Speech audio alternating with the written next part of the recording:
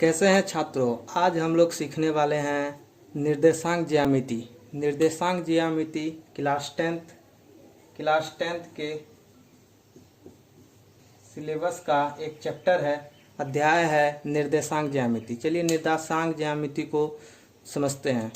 सबसे पहले निर्देशांक ज्यामिति का अर्थ होता है, निर्देशांक का मतलब होता है बिंदु, या उसको हम लोग इस चैप्टर में प्रयोग किया गया है नियामक।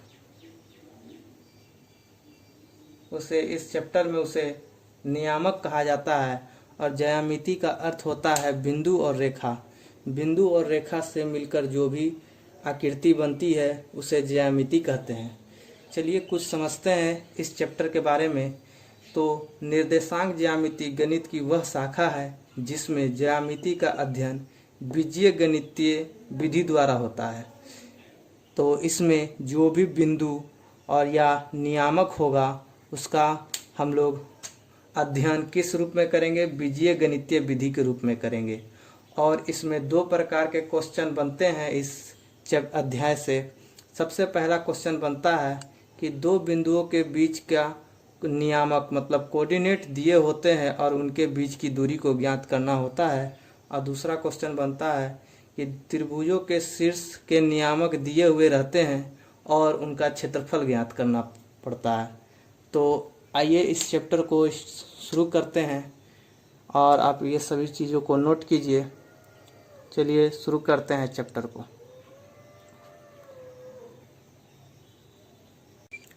वेलकम बैक छात्रों। आज हम लोग सीखने वाले हैं निर्देशांक ज्यामिति के डिस्टेंस फार्मूला को किस प्रकार से प्राप्त करते हैं और डिस्टेंस फार्मूला होता क्या है पूर्ण रूप से सिद्ध करने वाले हैं। तो दो बिंदु P x1 और y1 दिया हुआ है, Q बिंदु x2 और y2 के बीच की दूरी को हमें ज्ञात करना है। तो सबसे पहले मान लिया कि दो बिंदु P और Q है और उसके बीच की दूरी x1 और x2 और y1 और y2 है, तो इसे ज्ञात करना है। अब जैसे ही हम कोई आकृति बनाते हैं तो उसमें x एक्सिस होता है और y एक्सिस होता है, इस प्रकार से। तो इसमें भी ये नीचे वाला बेस क्या होगा, x एक्सिस होगा, और ये जो हाइट है इसका त्रिभुज की जो बन रहा है तो ये क्या होगा, इसका y एक्सिस होगा। तो x एक्सिस का टोटल डिस्टेंस को हम लोग यहाँ पे घटा कर लिख दिए कि x1 बड़ा में से छोटा घटा दिए, x2 माइनस x1 कर दिए और इसमें y2 माइनस y1 कर दिए। अब देखिए यह एक त्रिभुज बन चुका है और त्रिभुज बन चुका है तो इसमें फार्मूला बैठाएंगे हम। क्या फार्मूला बैठाएंगे कि पी क्यू बिंदु का हमको चाहिए वैल्यू। तो हम लोग जानते हैं कि पाइथागोरस प्रमेय से, तो हम लोग पाइथागोरस प्रमेय से क्या जानते हैं कि रूट अंडर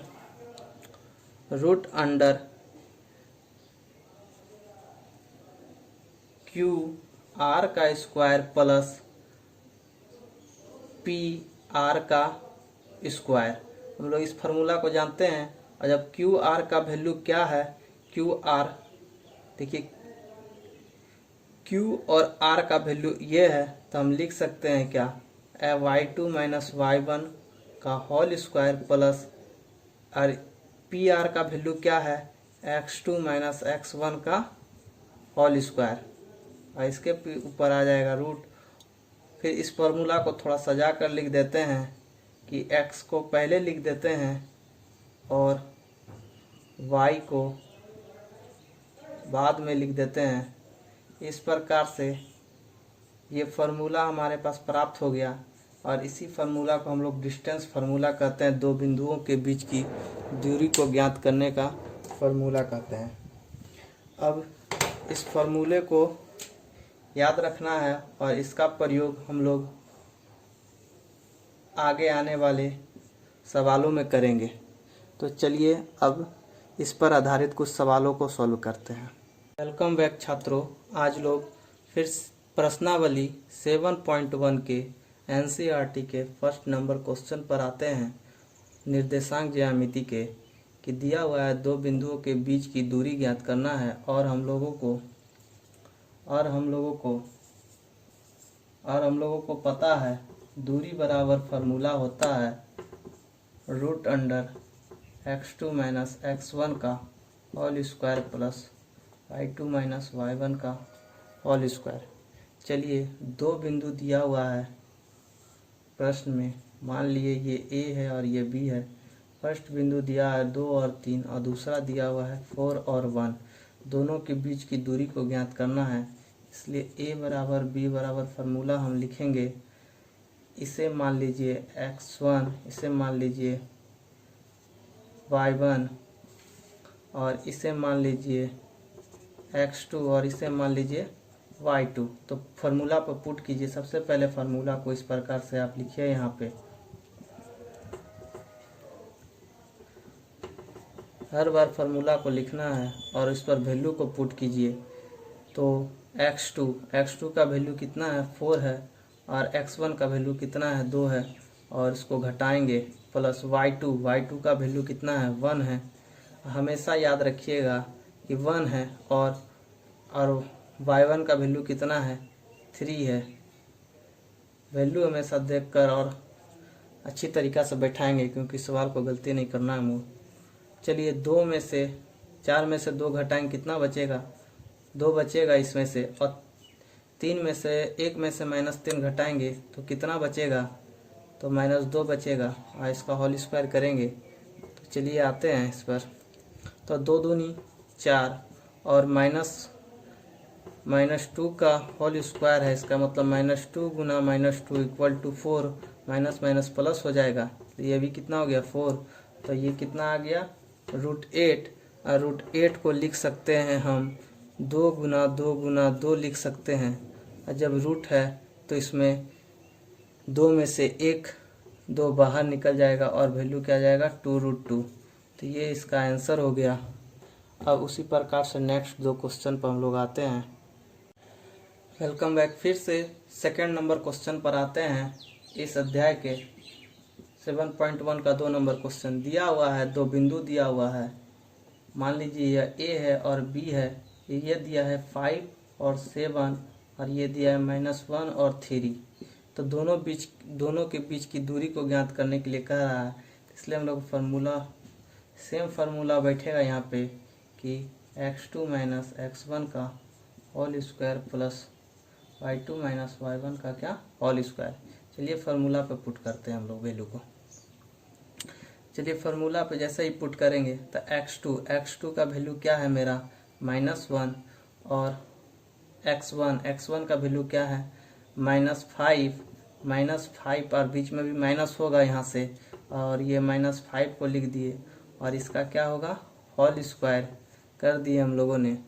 फिर बीच में क्या है प्लस है, प्लस लिख दिए। y2 का वैल्यू क्या है 3 और y1 का वैल्यू क्या है 7 लिख दिया और इसको भी होल स्क्वायर कर दिए। चलिए इसको सॉल्व करते हैं। तो 1 और माइनस क्या हो जाएगा +5 हो जाएगा। फिर से इसको होल स्क्वायर करेंगे। फिर 3 में से -4 जाएगा तो क्या बचेगा -4 बचेगा, इसका होल स्क्वायर करेंगे। इसे भी घटाते हैं। 1 में से 5 जाएगा तो कितना बचेगा 4 बचेगा, 4 का होल स्क्वायर और यहाँ पर चौके 16 हो जाएगा, प्लस में हो जाएगा। फिर आते हैं, फिर 16 यहाँ पर भी हो गया और 16 यहाँ पर भी हो गया। 16 इक्वल करेंगे तो कितना आ जाएगा 32 हो जाएगा। अब 32 को हम लोग लिख सकते हैं, इसको हम लिख सकते हैं क्या 2 दूनी 4, 4 दूनी 8, 8 चौके 32, 4 4 दूनी 8, 8 दूनी 16, 16 दूनी 32। मतलब लिख सकते हैं हम 2 गुना 2 गुना 2 गुना 3 2 5, 2 गुना 1 2 3 4 और 1 5। अब देखिए जोड़ा में से एक निकल जाएगा तो 2 गुना 2 हो गया और एक रूट अंदर रहेगा, इसलिए क्या लिख सकते हैं 4√2। इसका इस प्रकार से यह आंसर हो गया। तो नेक्स्ट क्वेश्चन पर हम लोग फिर से आते हैं। इस क्वेश्चन को आप लोग उतारिए। चलिए अब तीसरे नंबर सवाल पर आते हैं। दिया हुआ है दो बिंदु और कह रहा है उसके बीच की दूरी ज्ञात करने के लिए। तो ये वेरी इंपॉर्टेंट सवाल है। सबसे पहले इसको VVI कर लीजिए। ये पूछता ही है हर एक बार, या तो ऑब्जेक्टिव में पूछ देगा या तो आपको 2 या 3 नंबर में क्वेश्चन पूछ देगा। चलिए इसको शुरू करते हैं। दो गो बिंदु दिया हुआ है A और B, इस प्रकार से मान लेंगे A और B दिया हुआ है और इसका वैल्यू दिया है -A और -B दिया हुआ है। और फिर हम लोग को दूरी फार्मूला का उसी प्रकार से फार्मूला को यहाँ लिखना है। फार्मूला को हम लोगों ने लिख लिया। चलिए अब फार्मूला पे वैल्यू को पुट करते हैं, वैल्यू को रखते हैं। तो x2 का वैल्यू क्या है -A है, और ये कितना है x1 का वैल्यू क्या है A है, और बीच में क्या है फार्मूला से माइनस आया हुआ है, ठीक है, और इसका होल स्क्वायर। फिर प्लस करते हैं, y2 का वैल्यू क्या है -B है, और y1 का वैल्यू क्या है B है, और फार्मूला से माइनस आया तो होल स्क्वायर करते हैं। इस प्रकार से इसके ऊपर रूट दे दिया हम लोगों ने। चलिए -A मतलब -2A, -B मतलब -2B। इस प्रकार से हम लोगों ने लिखा। अब माइनस को 2 बार स्क्वायर कीजिएगा तो 4 हो जाएगा, और माइनस क्या हो जाएगा प्लस हो जाएगा, और A गुना A कीजिएगा तो A स्क्वायर हो जाएगा। उसी प्रकार से -2 गुना -2 कीजिएगा तो +4 हो जाएगा, और फिर B को B से गुना कीजिएगा तो B स्क्वायर हो जाएगा। इस प्रकार से कर दिया हम लोगों ने। अब देखिए, अब दोनों संख्या में से 4 कॉमन आ रहा है, तो 4 को हम लोगों ने कॉमन ले लिया। लिख सकते हैं A स्क्वायर और B स्क्वायर का अंडर रूट लिख सकते हैं। इस प्रकार से हम लोगों ने लिख लिया। अब देखिए 4 को हम लोग 2 गुना 2 लिख सकते हैं। हाँ, 2 गुना 2 4 को लिख सकते हैं। जब 2 गुना 2 लिख सकते हैं तो 4 एक 2 क्या होगा निकल जाएगा, और आंसर क्या हो जाएगा A square plus B square. तो यही हो जाएगा इसका क्या आंसर।